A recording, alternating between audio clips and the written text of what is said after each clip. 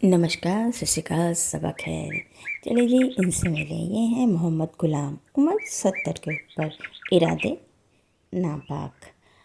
Medina मक्का के पाक ज़मीन पे रहते हुए भी अगर कोई इंसान शैतान हो सकता है तो ये एकमात्र चेहरा आपको दिखेगा इस गुलाम मोहम्मद की, जिसकी उम्र है अल्लाह का नाम लेने की। वो किसका नाम जपता है? अपनी बीवी का। वो बीवी जो बाल बच्चेदार है, जिसकी उम्र हो चुकी है। इस उम्र में जब बच्चों को माँ बाप की सेवा करनी चाहिए, उस उम्र में इस बंदे ने अपनी बीवी का जीना मुहाल कर दिया है। क्यों? कि उसकी बीवी की औलाद ऐसी है जिसकी जान उसके परिवार और उसकी माँ में बसती है, और इसलिए वो अपनी माँ का, कहते हैं ना, माँ के पाँव पे जन्नत होती है, तो पूरा ख्याल रखती है। वो शौक़, वो ज़रूरतें, वो इच्छाएं तो शायद उसने पूरी ज़िंदगी अपनी पूरी नहीं की होगी, उसकी बेटी उसकी इच्छाएं, उसके शौक़, उसकी ख्वाहिशें पूरी करती है, और उसकी बीवी अपनी बेटी के घर में खुश है। तो दिक्कत क्या होगी? अब दिक्कत यहाँ है कि गुलाम मोहम्मद की कोई भी औलाद सितारा यासीन जैसे नहीं है, जो न केवल अपने परिवार, अपने बच्चों की ज़िम्मेदारी उठा पाए, बल्कि उस इंसान की भी ज़िम्मेदारी उठा ले जिसने उसकी माँ से दूसरी शादी की है।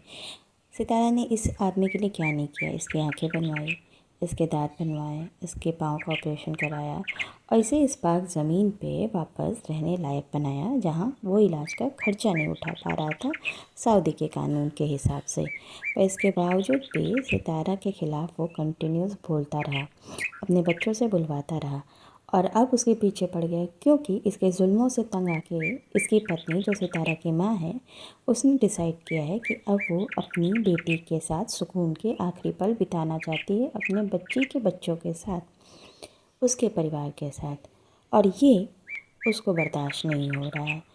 तो कहते हैं ना, पाक ज़मीन में बंदे नापाक इरादों के साथ रह सकते हैं, तो वो नापाक, वो बुरे दिल का इंसान है गुलाम मोहम्मद, जो इस सुकून भरी फैमिली को सुकून से रहने देना नहीं चाहता है। गलती क्या इस माँ की है जो इस उम्र में सुकून से रहना चाहती है? गलती क्या इस ज़मीन की है कि इसके पाक ज़मीन, पाक मिट्टी पे भी कुछ नापाक इरादे से भरे हुए लोग रहते हैं, जो जलन से, हदद से भरे हुए हैं। या फिर बुराई इन जैसे लोगों में है, गुलाम मोहम्मद जैसे लोगों में, जो ना एक अच्छी परवरिश अपनी औलादों को दे पाते हैं, ना एक अच्छी मिसाल दे पाते हैं जिसे देख के बच्चे सीखें। क्योंकि अमूमन बच्चे वो सीखते हैं जो वो देखते हैं, वो नहीं जो बोला जाता है, सिखाया जाता है। तो गुलाम मोहम्मद जैसा बेटा था, जितना बुरा शोहर था, वैसे ही इसके खुद के औलादें निकली। कोई भी औलाद इसकी ज़िम्मेदारी उठाना नहीं चाहता है, ना इस उम्र में इसे संभालना चाहता है। इस कारण से ये एक औरत जो खुद मजलूम, बूढ़ी और बीमारियों से भरी हुई है, उस पे निर्भर है, और अब ये उसके पीछे पड़ गया है कि ऐसी ज़मीन पे जहाँ पे इकामे के खर्चे हैं जो ये लोग उसके भरते भी नहीं हैं, वो वहाँ आके रहे, वहाँ दूसरों के घर में काम करें, 4 पैसे कमाए, इस बूढ़े का खर्चा उठाए, इस बूढ़े का इकामा भरा जाए, ये हॉस्पिटल में अपना इलाज कराए, लेकिन वो बूढ़ी औरत जो ये सब करे, वो खुद का इलाज ना करा पाए। वो खुद एक एक बीमारी में सिर्फ गोलियां फाँक के रह जाए, चाहे उसका साइड इफ़ेक्ट ही उसे क्यों ना हो, चाहे उससे उसकी मौत ही क्यों ना हो जाए, लेकिन सांस टूटने तक इसकी खिदमत में वो रहे।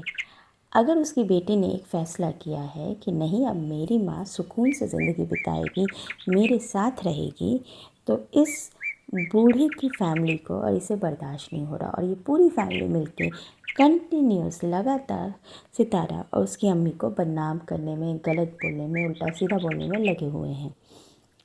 और इनको ये भी सुकून नहीं है कि उस साइड से इन्हें जवाब नहीं मिल रहा है, उस साइड से इन्हें कुछ बोला नहीं जा रहा है। तो ये बिल्कुल वही है ना, जो कुत्ते सड़क पे भौंकते हैं और हाथी चलता रहता है। तो फिलहाल सितारा की अम्मी और सितारा वो हाथी है जो शांति से चले जा रहे हैं, और ये कुत्ते और इसके बच्चे, मतलब ये बाबा और इसके बच्चे कुत्तों की तरह भौंक रहे हैं, और बोराए कुत्तों की तरह, क्योंकि इन्हें समझ नहीं आ रहा है अब करे तो करे क्या। ना धमकी से डर रहे हैं, ना बदनामी से डर रहे हैं, ना किसी और ब्लैकमेलिंग से डर रहे हैं। तो अब इस फैमिली पे काबू कैसे पाएँ? तो ये है पाक ज़मीन के वो नापाक बंदे, जिनके जिसके अंदर की गंदगी खुदा भी साफ़ नहीं कर सकता है। इसके साथ ही मैं आपसे कहती हूँ नमस्ते, सबा खैर, अल्लाह हाफ़िज़। Do like, share, subscribe to Chuglinama. Love you.